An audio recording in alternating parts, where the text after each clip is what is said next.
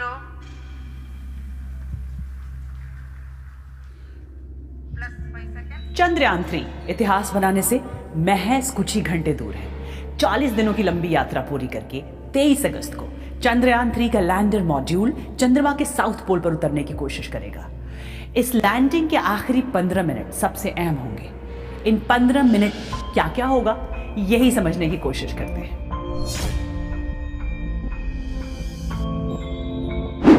आसान तरीके से समझें तो आपने विमान को धरती पर लैंड करते तो देखा होगा।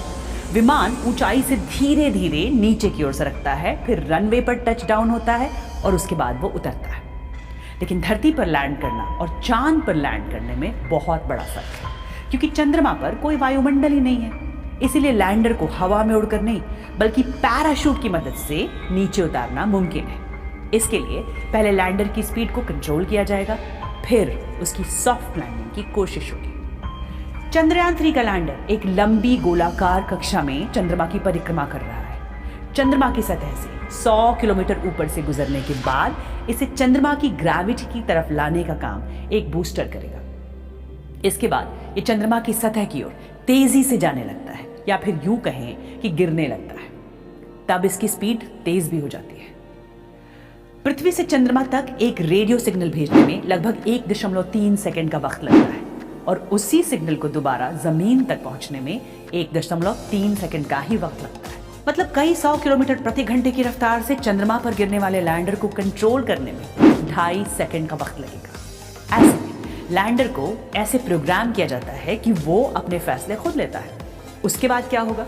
चंद्रमा की सतह पर सॉफ्ट लैंडिंग हो गई तो इसके बाद लैंडर मॉड्यूल पृथ्वी पर सिग्नल भेजना शुरू करता है। फिर थोड़ी देर बाद इसमें लगा रैंप खुल जाता है। इसके जरिए रोवर प्रज्ञान चंद्रमा की सतह पर उतरेगा और वहां से तस्वीरें लेकर बेंगलुरु के पास इंडियन डीप स्पेस नेटवर्क को भेजेगा। वैज्ञानिक डॉक्टर टीवी वेंकटेश्वरन के मुताबिक 100 किलोमीटर की ऊंचाई से चंद्रमा की सतह पर लैंडर को उतारने में 15 मिनट लगेंगे, और ये प्रक्रिया 8 स्टेप्स में हुई। तो इन 8 स्टेप्स को भी समझ लेते हैं। सॉफ्ट लैंडिंग की प्रक्रिया तब शुरू होगी जब वो 100 किलोमीटर से 30 किलोमीटर की ऊंचाई से नीचे नहीं उतर जाता। स्पीड को और कम करने के लिए लैंडर में रॉकेट दागे जाएंगे। जब लैंडर 30 किलोमीटर की ऊंचाई पर होगा तो उसकी स्पीड बहुत ज्यादा होती है। उस स्पीड को कंट्रोल करते हुए ये चंद्रमा की सतह पर 7.4 किलोमीटर की ऊंचाई तक पहुंचता है। 100 किलोमीटर की ऊंचाई से यहां पहुंचने में 10 मिनट लगते हैं। तो ये हुआ पहला कदम। 7.4 किलोमीटर की ऊंचाई से ये चरण दर चरण 6.8 किलोमीटर की ऊंचाई तक उतरता है। तब तक लैंडर के पैर जो हॉरिजॉन्टल थे वो चंद्रमा की सतह की ओर 50 डिग्री तक घूमेंगे। फिर लैंडर पर लगे उपकरण इस बात की पुष्टि करेंगे कि ये उस जगह पर ही जा रहा है जहां इसे उतरना है या फिर नहीं। फिर होगा तीसरा चरण। इस चरण में लैंडर को 6.8 किलोमीटर की ऊंचाई से 800 मीटर की ऊंचाई तक उतरना है। तब लैंडर 50 डिग्री के हॉरिजॉन्टल एंगल पर चंद्रमा की सतह पर वर्टिकल होगा। इसके अलावा रॉकेट की स्पीड भी कम हो जाएगी। फिर चौथे चरण में ये 150 मीटर की ऊंचाई तक उतरता है। इस ऊंचाई पर लैंडर ये सुनिश्चित करेगा कि लैंडिंग साइट पूरी तरह से समतल। वहां से पांचवें चरण में ये 150 मीटर से 60 मीटर तक नीचे उतरता है। छठे चरण में ऊंचाई 60 मीटर से घटकर 10 मीटर हो जाएगी। इस बार इसरो ने लैंडर में लेजर डॉपलर वेलोसिमीटर नाम का एक नया उपकरण जोड़ा है, जो चंद्रमा की सतह पर लेजर पल्स भेजता है। ये पल पल हिसाब लगाता है कि कितनी तेजी से नीचे जा रहा है। फिर अगला कदम होगा 10 मीटर की ऊंचाई से चंद्रमा पर लैंडर की सॉफ्ट लैंडिंग कराना। इस स्तर पर आकर रॉकेट जलना बंद कर देते हैं। 10 मीटर की ऊंचाई से गिरने पर लैंडर मॉड्यूल की गति 10 मीटर प्रति सेकंड होती है, यानी अंतिम चरण 1 सेकंड में पूरा हो जाता है। यहाँ तक कि अगर कोई तकनीकी गड़बड़ी भी होती है और लैंडर 100 मीटर प्रति सेकंड की स्पीड से गिरता है, तो भी उपकरण के पैरों को इतना मजबूत बनाया गया है कि वो काम करते रहेंगे।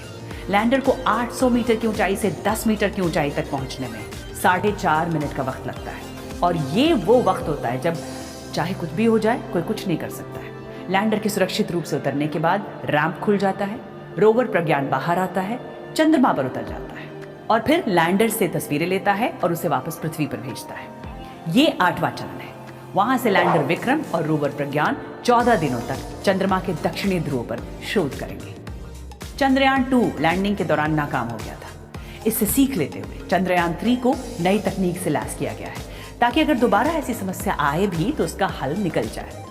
इसरो के अध्यक्ष सोमनाथ ने कहा है कि अगर चंद्रयान 3 लैंडर का इंजन फेल हो जाए या कोई सेंसर काम ना करे तो ऐसे हालात में भी सुरक्षित सॉफ्ट लैंडिंग के लिए सभी जरूरी इंतजाम कर लिए हैं।